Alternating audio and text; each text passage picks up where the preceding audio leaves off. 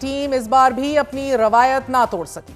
World cup के बड़े मुकाबले में पाकिस्तानी क्रिकेट टीम को एक बार फिर भारत के हाथों भारी मार्जिन से शिकस्त। टीम की बदतरीन परफॉर्मेंस पर कौम में शदीद मायूसी। 40 ओवर का यह मैच किसी एक लम्हे भी पाकिस्तानी टीम के हाथ में नहीं दिखा। 174 रन के इंतहाई सतही टारगेट के ताक्कुम में भी पूरी पाकिस्तानी टीम 114 रन पर ढेर हो गई। पाकिस्तान के तमाम स्टार बैट्समैन आते जाते ही दिखाई दिए। साहबजादा फरहान, कप्तान सलमान अली आगा, बाबर आजम, शादाब और मोहम्मद नवाज की गैर जिम्मेदाराना बैटिंग ने पूरी कौम का सर शर्म से झुका दिया है। बाबर आजम जैसा सीनियर खिलाड़ी की जिससे कौम को बड़ी उम्मीदें वाबस्ता थीं, वो भी सिंगल डबल की बजाय इंतहाई बचकाना क्रॉस शॉट खेलते हुए बोल्ड हो गए। खुद कप्तान सलमान अली आगा ने भी कैप्टन इनिंग खेलने की बजाय हवा में शॉट खेलकर अपनी विकेट भारतीय बॉलर की झोली में डाल दी। T20 वर्ल्ड कप के इब्तदाई 3 मैचों में पाकिस्तानी कप्तान सिर्फ 17 रन बना पाए हैं और कल के मैच में पाकिस्तान के 7 खिलाड़ी तो डबल फिगर में भी दाखिल ना हो सके। With us, one of Pakistan's most versatile cricketers, Mohammad Hafeez साहब हमारे साथ मौजूद हैं। क्रिकेट कोच हैं, फॉर्मर क्रिकेटर हैं। मोहम्मद हफीज साहब, बहुत बहुत शुक्रिया साथ देने का। सर, 4 माह में चौथी बार ये हो चुका है पाकिस्तान को भारत के हाथों शिकस्त का सामना करना पड़ गया है। अहम तरीन मैच में हम लोगों ने टॉस जीतने के बावजूद भी भारत की मजबूत बैटिंग लाइन को बैटिंग की दावत दे दी। ये पहला दाव खेला, फिर पहले ही ओवर में हमने अभिषेक शर्मा की तगड़ी विकेट गिराने के बावजूद भी मगर भारतीय टीम पर हम दबाव ना बढ़ा सके। I mean, this was just devastating the entire match.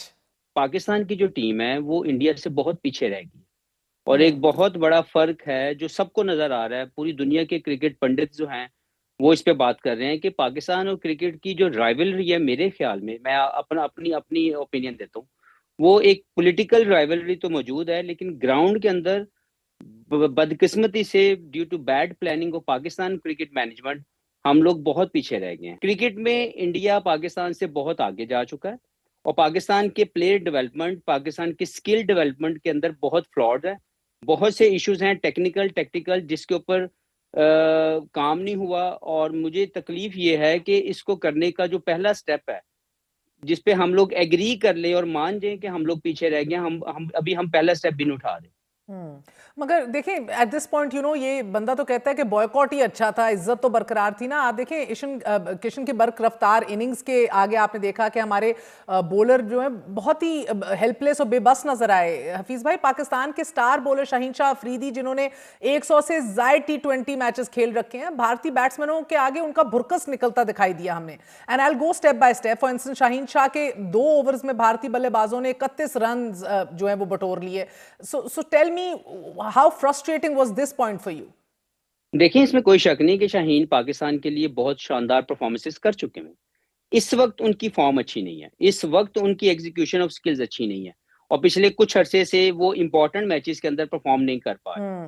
तो यहाँ पे सोचना ये है कि हमारी जो डेवलपमेंट है, प्लेयर डेवलपमेंट, उसमें शाहीन की रिप्लेसमेंट रेडी क्यों नहीं हो पा रही। इसमें सवाल करना चाहिए उन तमाम डेवलपमेंट के लोगों को जिनके ये जो जो डायरेक्टर्स हैं या जो इसको लेके सारी मैनेजमेंट करते हैं, जो कोचेज हैं, कि आपके पास अगर शाहीन बाय सम रीजन वो बैड फॉर्म में हैं या अभी तक उनकी सो एग्जीक्यूशन ऑफ मुतबादिल फॉर्म क्या अच्छी है? नहीं है, तो बिल्कुल। हमारे पास दूसरा हल क्यों नहीं है। और हफीज भाई, क्योंकि पहले ही पाकिस्तान, ओवर में जब हमने देखा अभिषेक शर्मा जैसी एक बड़ी विकेट हमें मिल गई, लेकिन बावजूद इसके हम भारत को दबाव में और प्रेशर में नहीं ला सके। ऐसा लग रहा था कि हमारा तो कोई प्लान नहीं है इन टर्म्स ऑफ स्ट्रैटेजी।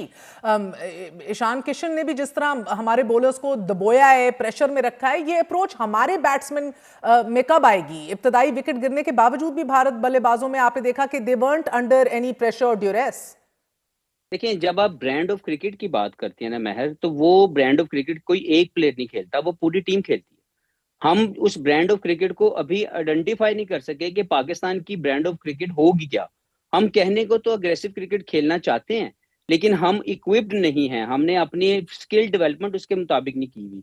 हमारे प्लेयर्स की डेवलपमेंट के अंदर एक मेंटल ब्लॉक है कि वो बड़े मैच के अंदर परफॉर्म करने से कासिर हैं क्योंकि उन्होंने अपने स्किल्स डेवलप नहीं किए। और एक अनफॉर्चुनेट सिनेरियो रहा पिछले 4-5 सालों में, पाकिस्तान की एडमिनिस्ट्रेशन जो है वो बदलती रही और ये तमाम हमारे जो प्लेयर्स हैं इनके पास एक एक लूप होल हमारे सिस्टम का ये है कि ये प्लेयर्स, तो ये 8 से 10 प्लेयर मैं आपको गिनवा सकता हूँ जिनके 100 से ज्यादा मैच हैं। इनको अपने रोल के आइडेंटिफिकेशन का भी पता है, इनको दे आर एक्सपीरियंस इनफ, लेकिन बड़े मैच में परफॉर्म करने में ये पीछे रह जाते हैं क्योंकि ये हर 3 या 4 माह या 6 माह या साल के बाद एडमिनिस्ट्रेशन बदलती है, कोचेस बदलते हैं, मैनेजमेंट बदलती है, ये प्लेयर वहीं पे मौजूद है। तो हमें हमें अपना बैकअप प्लान जो है वो रेडी हम करने नहीं कर सके, हमारी स्किल्स की डेवलपमेंट नहीं हो सकी, हमारे जो ब्रांड ऑफ क्रिकेट है वो अभी तक आइडेंटिफाई नहीं हो सकी, जिसकी वजह से ये जो हमें नजर आ रहा है कि हमने अभिषेक शर्मा जिनको पूरी दुनिया ये मानती है कि वो बहुत डिस्ट्रक्टिव बैट्समैन है, उनको आउट करने के बावजूद हम लोग बाकी जो प्लेयर्स हैं उनको काबू नहीं कर सर सके। देखिए 174 रन्स को इतना बड़ा टोटल तो नहीं है, टी20 में 200 प्लस रन्स भी हमने चेस होते देखे हैं, लेकिन हिकमत अमली होती है, स्ट्रैटेजी होती है, यू मेंटली रेडी। हमारे बैट्समैन सिंगल डबल चलाने की बजाय बड़े इररिस्पॉन्सिबली शॉट्स खेलकर तमाम के तमाम पवेलियन लौट गए, फिर 7 खिलाड़ी तो अल्हम्दुलिल्लाह डबल फिगर में ही दाखिल नहीं हो सके। सर देखिए, जब आपके ऊपर प्रेशर पड़ता है ना, तो आपका प्रेशर हैंडलिंग एक टैलेंट है, उसकी प्रैक्टिस करने से आपका वो जो प्रेशर हैंडलिंग है वो बढ़ती है। हमारे इन प्लेयर्स की अभी तक जो एफटीपी जो प्रोग्राम्स हैं, जहां पे आप फ्यूचर टूर प्रोग्राम के मुताबिक मैचेस खेलते हैं, हाँ। वहां पे पाकिस्तान के दूसरी टीमों के बी या सी टीम जो है वो विजिट करती है। जब हम वहां जाते हैं तो बी और सी खिलाते हैं टीम वो, और हमारे यहाँ पे हमारी फुल स्ट्रेंथ खेलती है। इसलिए जब उनकी मेन टीम खेलती है तो हम लोग बाय स्किल्स बहुत ज्यादा पीछे नजर आते हैं।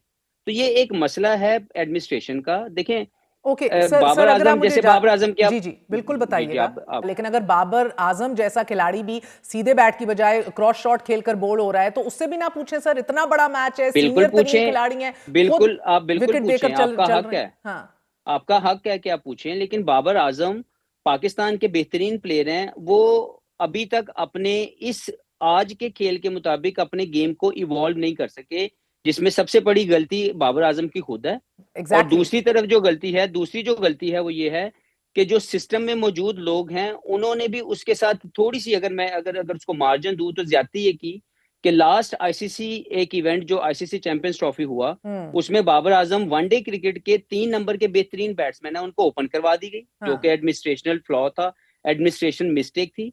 उसके बाद जब अभी पाकिस्तान की टी20 टीम के अंदर अगर बाबर आजम की टीम में जगह बनती है तो वो नंबर 3 पे खेल सकते हैं, उससे नीचे वो नहीं खेल सकते, क्योंकि नंबर 4 पे खेलने के जो स्किल्स हैं वो उन्होंने डेवलप नहीं किए हुए। लेकिन उनको इस मौके के ऊपर हमारे इसी मैनेजमेंट ने, इसी कोच ने, जब इनको चैंपियंस ट्रॉफी में बाहर निकाला तो ये बयान दिया कि उनको स्पिन बॉलिंग के खिलाफ अपनी गेम को इम्प्रूव करना पड़ेगा। और जो नहीं की हमने तो वो कहीं पे इम्प्रूव होते नजर नहीं आई, ना बिल्कुल। हमने देखी। तो उसके बाद जब वो श्रीलंका जैसी मुश्किल कंडीशन, जहां पे नंबर 4 की बैटिंग मोस्टली स्पिन के अगेंस्ट आनी है, तो विदाउट इम्प्रूवमेंट ऑफ स्किल्स आप कैसे उसको नंबर 4 पे खिला सकते हैं? तो सवाल बड़ी शदोमत से ये भी पूछा जा रहा है, फॉर इंस्टेंस कि जब फहीम अशरफ बतौर बॉलर टीम में खिलाया गया तो फिर उसे बॉलिंग करने का मौका क्यों नहीं दिया? और अगर फहीम